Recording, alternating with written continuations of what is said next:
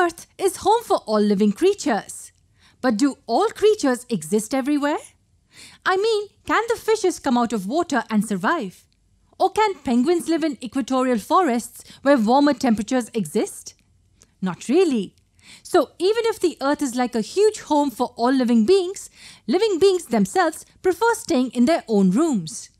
These rooms or regions are scientifically called habitats. The term habitat refers to the surroundings where organisms live. In other words, all the regions where life exists are called habitats. Do habitats include both living beings and non-living things? Yes, they do. Every habitat is composed of living as well as non-living components. So in a particular habitat, say this region, the animals, right from these tiny insects to the huge ones. These trees as well are included in the list of biotic components. The rocks, soil, water bodies, air and other non-living things form the abiotic factors. Now let me ask you a question. Do you think these factors depend on or at least interact with each other? The truth is, the living organisms depend and interact with the abiotic components for their survival. All living beings depend on the abiotic components for all their needs. But what do we mean by this? Let's take a look at an example to understand it better.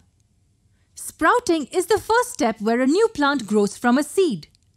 The sprouting of a seed, which is a biotic component, depends on abiotic components such as air, water, light and heat. Within any given region, when these abiotic and biotic components interact with each other, they form an ecosystem. So, an ecosystem includes all of the living things in a given area interacting with each other and also with their non-living companions. Yes, that's how an ecosystem works. However, it's not very easy for organisms to survive in their habitats. With changing abiotic factors, threats increase and they need to modify themselves for better survival. Does this process of modification have any specific name?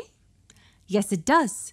The process by which plants and animals develop certain habits to survive in their habitat is called adaptation. Let's take a simple example to understand this. Have you heard about camouflage?